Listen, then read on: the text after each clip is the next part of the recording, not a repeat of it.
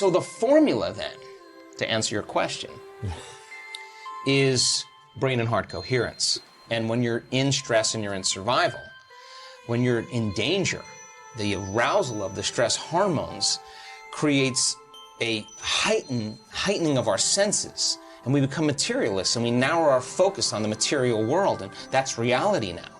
And when we start trying to control reality and predict it, and we have the perception that things are getting worse, all of a sudden we're shifting our attention to one person, to another problem, to another thing, to another text.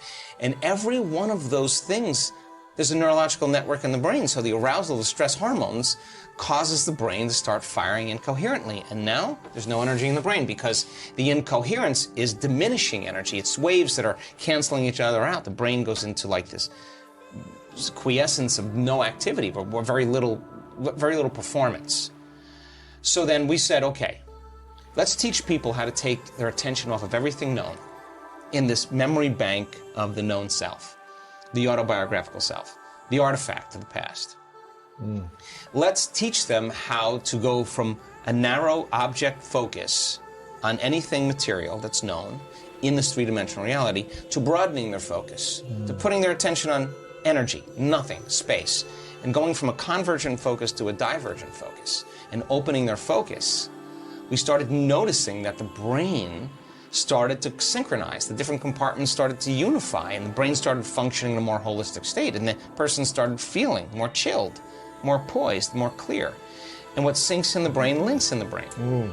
So you start seeing this kind of integration. We can call people on the stage now, and I can say, would you show the audience on a brain scan how to go in the gamma? Give me 1 second. Boom, they go right in the gamma. Can you show them how to go into alpha, coherent brainwave patterns? Give me a minute. Alpha is like that creative state. When the brain starts slowing down analytical, processing. So gamma is what? It's like super consciousness. That's the big stuff. So when you disconnect from your environment and you close your eyes and there's less stimulation coming in, we play music in the background, you're not eating, you're not smelling, you're not tasting, you're not feeling, there's less sensory information.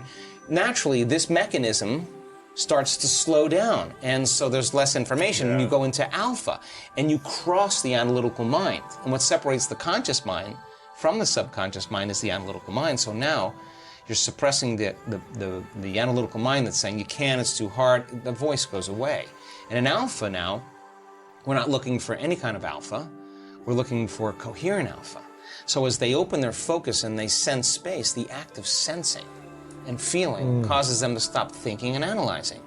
So you start seeing energy leave the neocortex, right?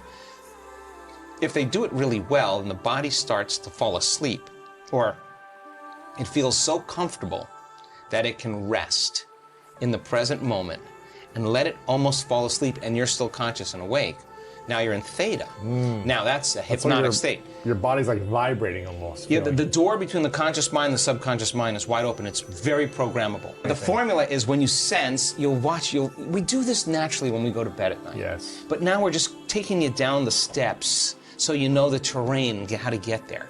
In theta, when you're in that state, you can reprogram, you can rewrite the program. It's easier because you're out of this thinking brain. So we shouldn't be thinking to reprogram, or just you won't be thinking, you'll be rehearsing. Rehearsing. You'll see yourself doing something. What should we rehearse? Whatever you want. What do you want? You want to be an excellent handball player? You want to be the top? You got to rehearse. So you visualize what you want to create. Yeah, you imagine. But it's better to do it when your body is very relaxed, or better yet, you forgot about your body. That's a better way to say it. Yeah. So then, when that theta happens, people are usually sitting like this, looking at the television just before they go to bed at night. They're half awake and they're half asleep, and they're telling them you need a flu shot. They're telling you you need this drug. You have this problem. Eat this food. Yeah. It's going in. The analytical facilities are in the back seat. They're getting programmed to make that choice. They're getting programmed in some way. So they're suggestible to information. So now you could be suggestible to your own auto-suggestions or information that you would want to rewrite as a program. So if you said in alpha or theta, I'm not happy with how I did with my kids today.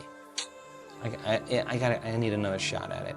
and you're relaxed and you're present and you start reviewing how you're going to be with them, I guarantee you start installing hardware there. Right. You start rewriting the program, and you're so present that you can go through it. Then you go through it the next time, it's a little easier.